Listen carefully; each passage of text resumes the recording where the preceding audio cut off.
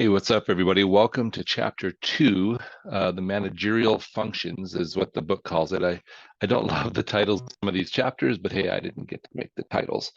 But the information is really good. So we can get past the managerial functions. I don't know. When I think of functions, I think of like bodily functions. And yes, even managers go to the bathroom sometimes, but that's not what they mean when they say managerial functions. Anyway, so why don't we just kind of jump into this content for this chapter and see what we come up with. So kind of here's a list of what effective supervisors must be able to do. And you can see it seems like a lot. So we've got to have certain skills and we've got to be able to use our emotions in appropriate ways, and so forth. So I won't read it to you. You can read the screen yourself. Um, but I think the most important thing is like recognizing that usually good managers have to be able to do the job they're managing. We've all had managers that probably can't. And while I don't know that it's 100% necessary, they've at least got to understand the job, right? They've got to be able to work with people. And I think that's one of the ones that people always assume, oh, like I already know how to do that. So when you get promoted to management, you tend to think like you don't have to work on that skill, and it's not true. Like, um, you know, we all have to kind of improve that if we're going to be managing or supervising people. Communication and then administrative skills. I think we've probably all worked for that manager who knows the job pretty well, but doesn't know how to plan or organize or coordinate the activities between other people very well. Maybe you haven't, but I've certainly worked for managers who have, you know, and really, if you think about it, all managers are going to be better at some of these and not as good at others. And um, that's just part of dealing with human beings. um, you'll see some of these kind of relate to the same thing. So conceptual skills, just technical skills, are about the ability to do the job. Again, you probably have known somebody who was technically competent but had a hard time conceiving of things outside of the things they were good at. And so to be really good at managing people, it really helps that not only are you technically competent, but that you also have good conceptual skills, so you can see the bigger picture and understand how different tasks fit into the larger picture. So the other one I wanted to pick up on here is servant leadership. I don't really like their definition. It says the notion that the needs of followers are looked after so that they can be the best they can be. I don't hate that, and I agree with it, but I try when I'm in management to not look after my people so much as to like trust them, right? Recognize that they are intelligent, capable people, and they don't need to be babied, but they do need to be made free of certain things so they can focus on their jobs and be the best they can be. And so, for example, a lot of times as an administrator, I will try to take on as much of the administrative duties that sometimes fall to other people, to free them up to do the things that they're best at. And so I don't disagree. Again, the idea of looked after, I want to make sure they're paid fairly. I want to make sure they're happy where they work, that they have appropriate vacation time, and and and mostly that they have the stuff they need to get the job done. So I guess that's looking after them. But I prefer to try to see them more as equals than I do as, that looked after sounds like I'm babysitting kids, and the people I manage are not kids, they're professionals. And so I just want to give them what they need to be successful, and then get out of their way. Or better yet, jump on the train with them and see what we can all do together as a team. Anyway, and so you can read the other ones, but so those are critical managerial skills. And so the textbook authors, I guess, wanted you to see them as like eggs in a basket, that we need all of those things. Um, and the good news is that they can be learned and developed. And so I think sometimes we think of managerial skills as things that are innate, like, oh, that person's a good leader or a good manager, as if they were born that way. But chances are they learned them as they were coming up, right? Um, Not to say that some people don't have some skills more innately than others. I think we've all seen a person who's amazing at piano and don't have to put in as much effort as others. But honestly, anybody can learn to play the piano if they're willing to put in the effort, right? So just, make sure you have a growth mindset about managerial skills. Like you can recognize, ooh, I'm good at this, I'm good at this, but I'm not good at these, and then take the time and effort to develop them. Um, Management, again, they don't put you through a one class and then expect to be perfect. You are going to learn it on the job. And I would say the other thing is as a follower, it's valuable to recognize that. So when you have a manager who's annoying you because they're weak in some of these areas, you can remember that they're developing too. Um, and especially if they're open enough to allow you to share some of your concerns, a lot of times that helps managers develop. So just I think the most important thing is to recognize you can learn and develop these skills, and the people you're working with that are your managers, they are also learning and developing as they go. So what do we do as managers? What is management? And this textbook says it's getting objectives accomplished with and through people. Um, I don't mind that. An enabler is not like an enabler in psychology. That usually has a negative connotation, like a person who makes it easy for you to indulge your addictions or things like that. This an enabler in a management sense is a person who does what they can do to enable employees to do the best job. So there's a positive connotation in management. Um, Again, that idea of saying, understanding what they need, right? That they have the tools, that they have the time and the space and the help they need to be successful. That's what we would call enabling in a management sense.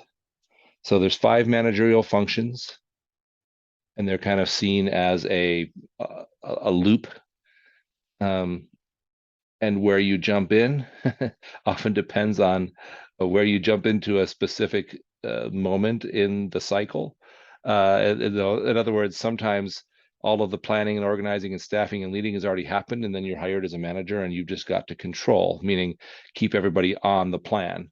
Um, that's not to say that you won't be making continual planning and continual organizing and continual staffing. It's an ongoing thing, but they're different if you've been put in charge of a new task as opposed to an ongoing task.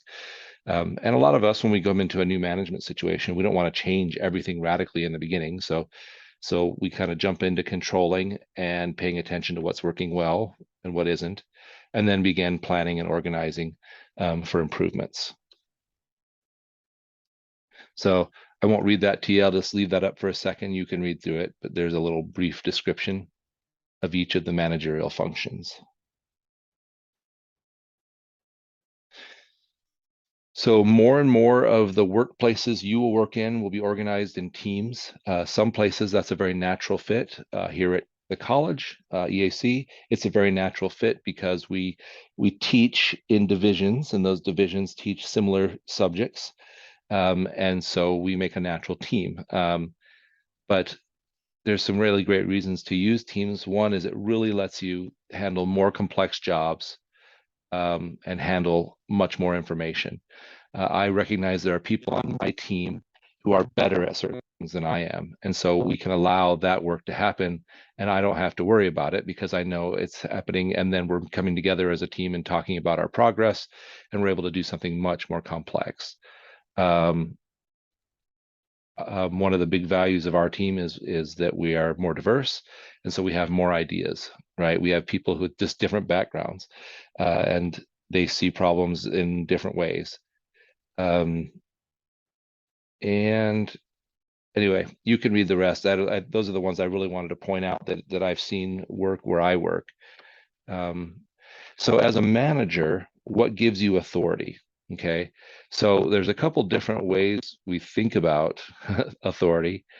So typically authority is legitimate or rightful. What that means is that like um, if I'm the manager of the business division here at the college, which um, then the college actually would have to say, okay, Mike's the manager, the leader of this group, and that's legitimate authority. Everybody recognizes that I have the right to make decisions regarding um, the work we're doing in that division. And it includes the right and the duty to delegate authority. Again, like I said, there's people who are better at certain things than I am, or even if they're not better, they may have more knowledge about it, or maybe it's just none of us are the expert in that, and so we're going to ask someone to take it on. So that's authority. And then there's something called the acceptance theory of authority, which in essence says, maybe the college says you have authority, but it's not really valid or useful until the people you're managing recognize that authority. And that sometimes doesn't come, some people will automatically go, oh, well, the college is your boss, so you're the boss. But other places will be like, well, other schools will be like, well, you know, whatever, I'm just going to do what I'm going to do. And then in time, you can find ways to help each person recognize your authority. And really, I found what works best is saying earlier, taking care of their needs, giving them the tools they need to be successful. And when they see you, who is going to help them be successful at their job, they will accept your authority. Now, if they see you as someone who's trying to boss them around or tell them what to do, some people will find that acceptable and others won't, right? And if they, but if they say, hey, when I need to get something taken care of, especially that administrative task that I hate dealing with and that really is not my function, I can go to the manager and the manager will take care of it. Then when you have to come to them with something negative, like, hey, it looks like you didn't put in for leave, but then you weren't here. What happened there? They'll usually accept your authority because you've been there when they needed you. We found that managerial authority, the formal authority, kind of has its limits. And so instead, we found that we want to rely less on that and more on the type where people are accepting of it, right? Mutual trust and respect. Um, just we don't have to sit there and be the bad guy. And that's all we have to do is remind people that these are the rules, and I'm not trying to be a bad guy. And when people are professionals, they follow the rules, right? And if they have a reason not to, they'll talk to you about it, and you can come up with a plan to help them do things. So try not to lean too heavily on your authority as a manager, because we've all worked for that person, right? And it's frustrating. I'm the boss because I said so. And then delegation, like I mentioned, the term means that we're entrusting duties to other people, to the people that we have responsibility for, or the term is subordinates. And you got to think of, if you're the manager and you delegate authority to someone else, now the responsibility for the result, it becomes shared, because not only do they look bad if they don't get the job done well, you look bad too because you're the manager. This leads some managers to be afraid to delegate, but it's worth it. In other words, once you get someone trained and they understand what they're supposed to do and they're doing a good job with it, now you also share in the reward, so to speak, right? When one of my employees does a great job, not only does management above me praise me or praise them, but they also praise me because we're doing a good job together. And so, you just have to make sure that when you've delegated it, when senior leadership comes to you and says, hey, you guys did a great job, that you're really good about saying, yeah, so and so, whoever you delegated to, has really taken the lead on this. Give credit to people and they'll love you. And then power is another thing that gives us authority. It's our ability to influence other people. And sometimes it comes from the rank of position we hold, like just because the company says you're the boss gives you a degree of power. Um, also from a person's skills and knowledge, that gives us power, right? If people think of you as a person who's knowledgeable and they can come to, then they'll do that. And then, here's a question for you. If we were in class, we would discuss this. What form of power is an effective manager likely to rely on the most? And think of the people you've been willing to follow and the people that are harder to follow. And probably the answer is people who lean too heavily on their rank or position can be difficult to want to recognize their authority. Not that sometimes they don't have to. Like sometimes I recognize I'm dealing with the college president. I need to follow his lead. He's the president of the college. But if he leans too heavily on that, pretty soon, if I can't disobey him directly, what I do is I start kind of avoiding him, right?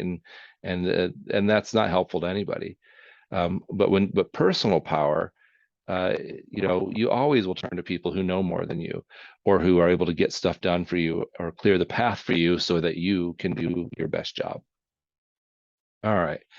Um, Only a few more concepts here. I know this gets a little long, but here's our sources of power.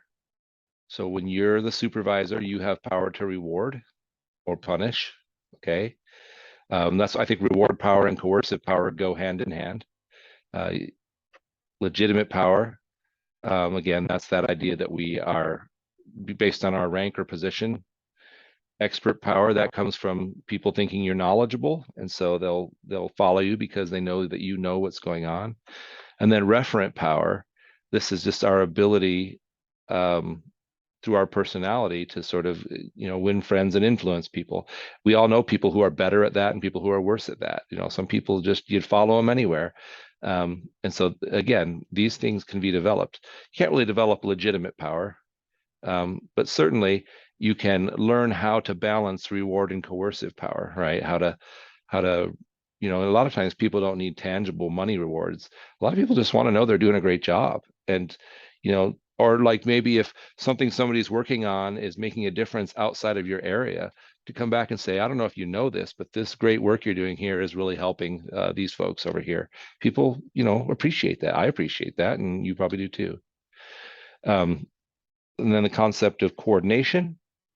Um, all coordination really means is our ability to synchronize the efforts of employees, right? So if I have a team with 7 people, for all of us to sort of work together in ways that are meaningful, because we could have just 7 people each doing different things, and that we may be able to get some work done that way.